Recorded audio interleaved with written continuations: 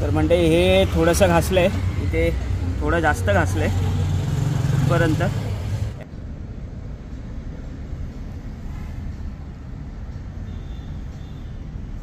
ही road kissing झाली माझ्यासोबत.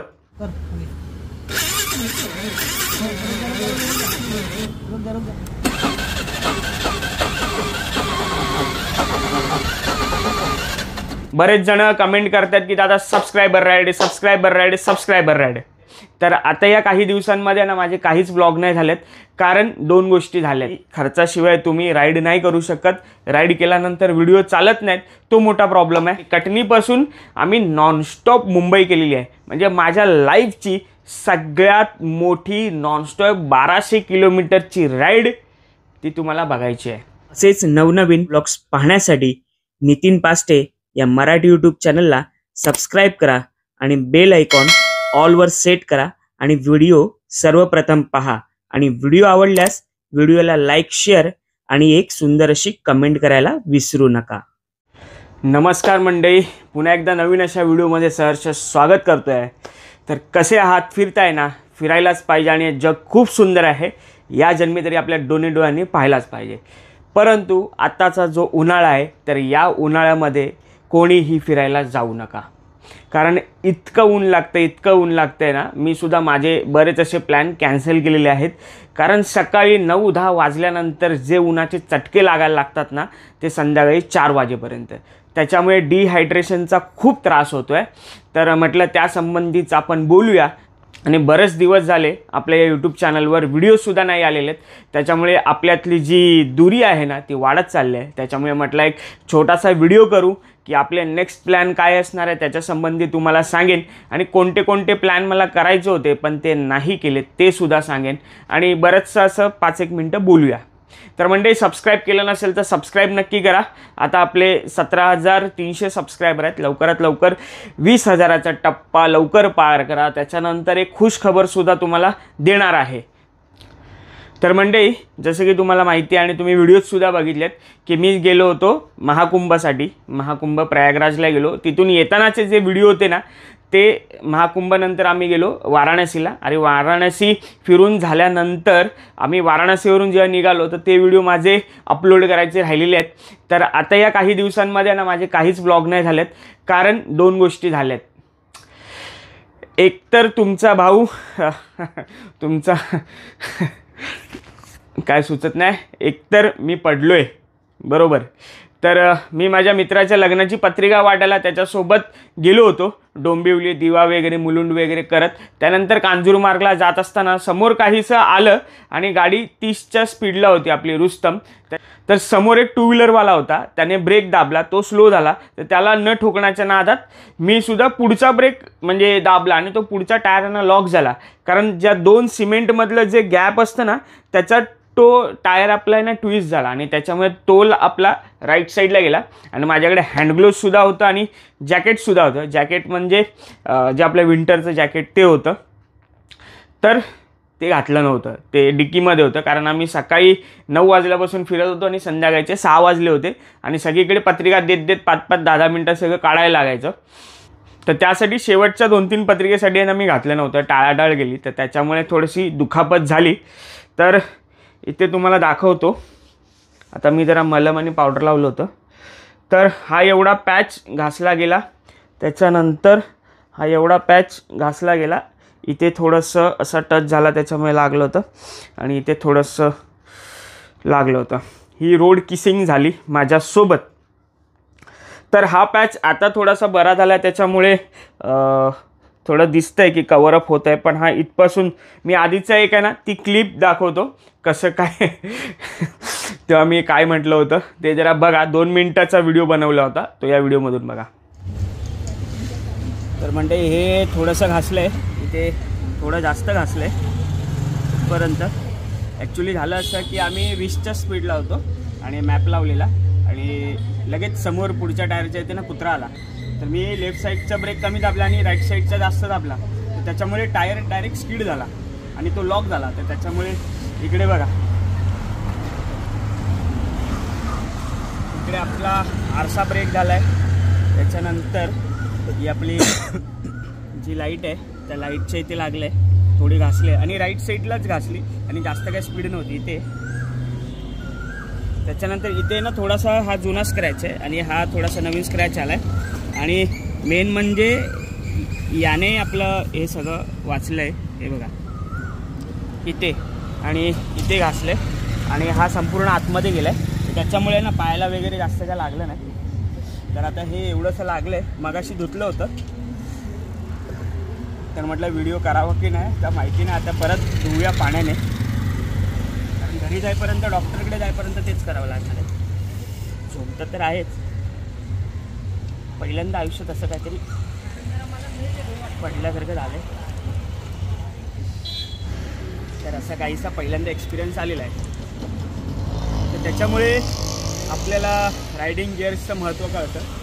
घेतलेले असून ते डिक्कीमध्ये ठेवलं आणि आम्ही कांजूरमार्गमध्ये आता मालाडला जायचं आहे. तर आता तर मी घालणार नाही, कारण ह्याला चिपकणार आणि ते असं चावत बसणार. तर जेवढी हवा लागेल तेवढं बघू, नंतर डॉक्टरकडे जाऊ. तर हा असा काहीसा आजचा उपद्व्याप झालेला आहे. तर असं काहीसं झालं होतं. तर त्याच्यानंतर एक 2 आठवड्यामध्ये 15-16 दिवसांमध्ये बरं झालं आहे. आणि आता दुसरी पंचायत अशी झाली आहे की आपली रुस्तम आहे गॅरेजमध्ये. गेले 2 ते 3 दिवस रुस्तम आपली गॅरेजमध्ये आहे, कारण त्याच्यामध्ये क्रँकमधून येणारं ज्याला क्रँक फिरवतो ना तर ते स्लिप झालं आहे. तर तो सुद्धा व्हिडिओ बघा.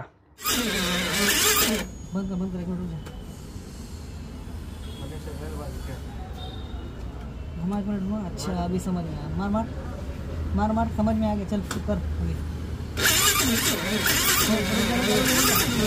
रुक जा रुक जा.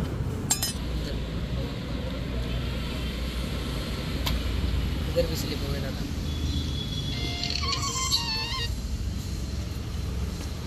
तर जर तुमच्याकडे ॲक्सेस आणि बर्गमॅन असेल तर हा इश्यू तुम्हाला 60-70 हजार नंतर हे चेक करायची गरज आहे, किंवा आधीसुद्धा एकदा जेव्हा सर्व्हिसिंग करता तेव्हा चेक करा. कारण हे हल्लीच झालेलं असं मला वाटतं आहे. कारण 2-3 दिवसापासून जेव्हा मी स्टार्टर देतो आहे ना ते स्टार्टर पकडतच नव्हतं, ते स्लिप होत होतं. तर हा याला काहीतरी नाव चांगलंच आहे, ते मला आता आठवत नाही आहे. तर हे सुद्धा स्लिप झालं आणि त्याच्यानंतर जी स्टार्टर मोटर आहे ती स्टार्टर मोटरसुद्धा खराब झाली होती. तर म्हटलं आता खोलतोच आहे गाडी, तर ती स्टार्टर मोटरसुद्धा चेंज करून घेतो. तर ही आहे जुनी स्टार्टर मोटर. तरी अशी काहीशी दिसते. त्याच्यानंतर मी तिला खोललीसुद्धा होती, थोडी मॅकॅनिकगिरी केली होती मी सुद्धा, परंतु ती रिपेअर होण्याच्या पलीकडची आहे. आणि जो माझा सर्व्हिस मॅकॅनिकवाला आहे तर तो गेला होता त्याच्या गावी. तर तो आता येईल 4-5 दिवसांनी. तोपर्यंत रुस्तम आपल्या बिल्डिंग खाली आणून ठेवलेली आहे. ती किकने स्टार्ट होते आणि रस्त्यात जर थांबली म्हणजे बंद झाली अचानक, कधी थ्रॉटल कमी झाला किंवा म्हणतात ना इंजिन स्लो होऊन जर बंद झाली अचानक, तर तिला परत डबल स्टँडवर चढवा आणि डबल स्टँडवर चढून किक मारून तिला स्टार्ट करावी लागते.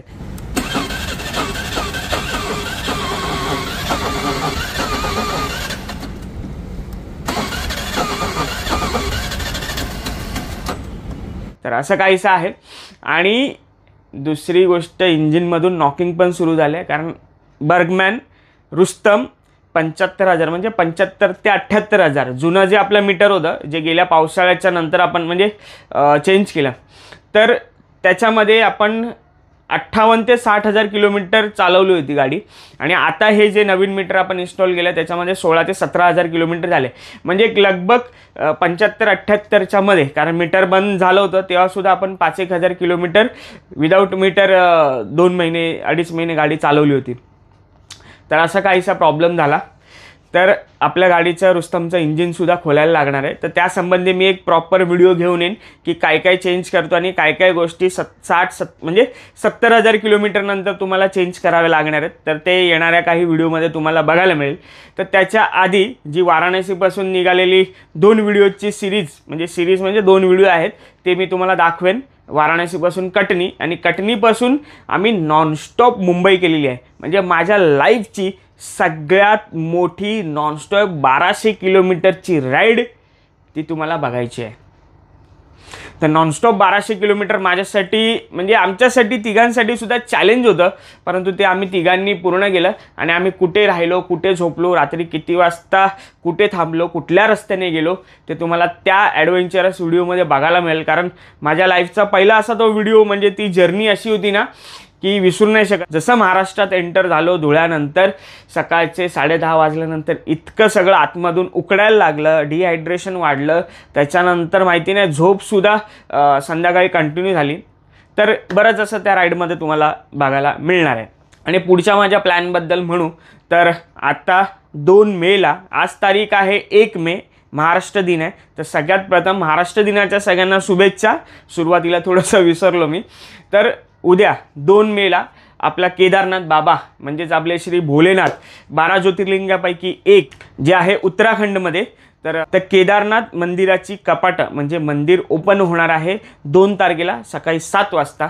तर माझी इच्छा होती की आपली जी केदारनाथ बाबाची जी जर्नी आहे, जिथून पालखी 4 दिवस आधी निघते आणि चारीधाम जी फिरते, त्याच्यासोबतचा जो 16 मला अनुभवायचा आहे. नॉर्मल मला केदारनाथ मुंबई टू केदारनाथ आणि केदारनाथ टू मुंबई अशी राईड नाही करायची आहे.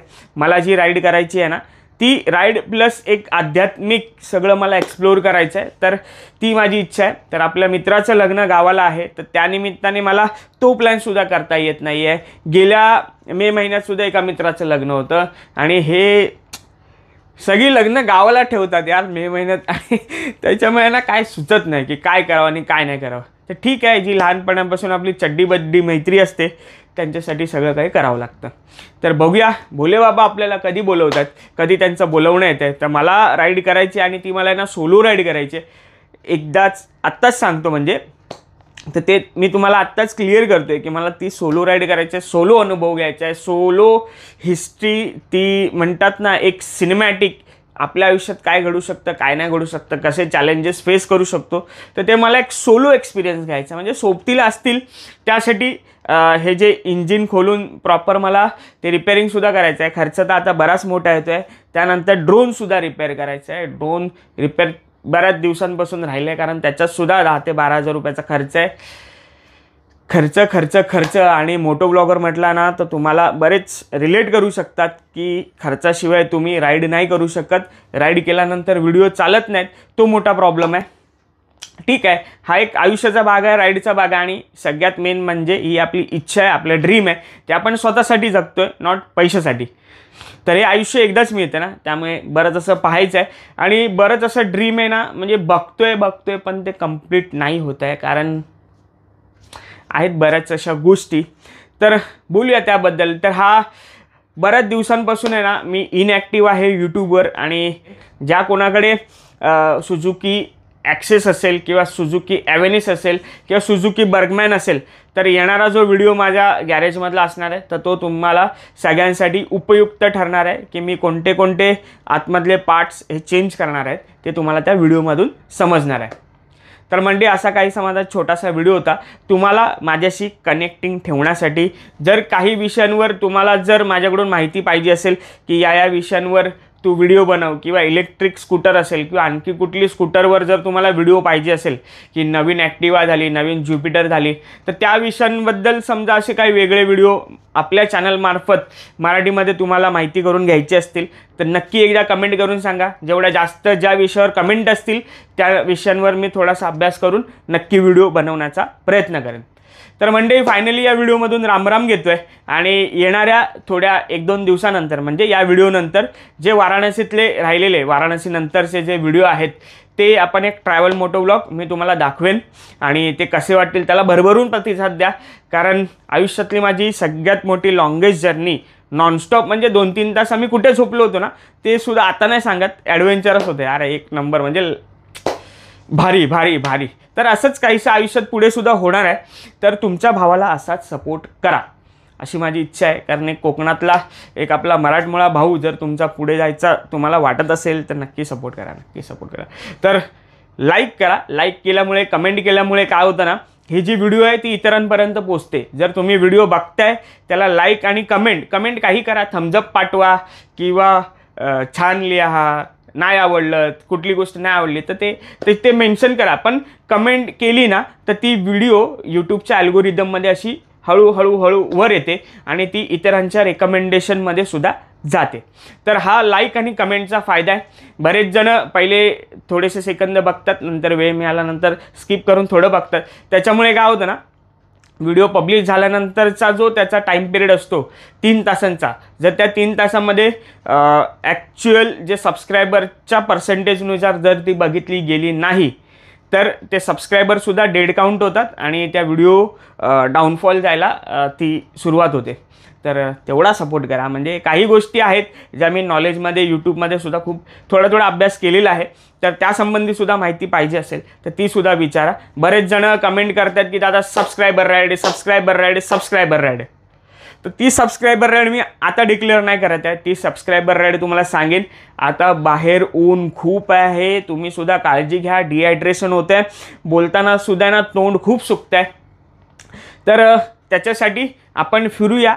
आणि दुसरं म्हणजे बरेचसे रायडर्स मित्र जे आपल्या सबस्क्रायबर राईडमध्ये सुद्धा जॉईंट होतात ना, त्यांच्याकडे हँड ग्लोव्स किंवा जॅकेट किंवा शूज, रायडिंग पॅन्ट तर नंतर आहे, शूज आणि एल्बो गार्ड किंवा नी गार्ड हे जे प्राथमिक सेफ्टीच्या ज्या गोष्टी आहेत ना, त्या सगळ्यांनी येणाऱ्या काळामध्ये घ्या. त्याच्यामुळे कसं येणारा पावसाळा कसा काय असेल ते आपण सांगू शकत नाही, काय होईल पुढे ते सांगू शकत नाही. जसं हे छोट्याशा 5 ते 10 मिनटामुळे हे मी 30च्या स्पीडला घसरलो आहे ना, तर इनकेस काही झालं असतं, काही होऊ सुद्धा शकतं. आणि आपल्या रुस्तमच्या गार्ड्समुळे माझ्या पायांना सुद्धा काही इजा झाली नाही. त्याच्यामुळे ते गार्ड्ससाठी खूप खूप धन्यवाद. खूप वाचवलं त्यांनी मला.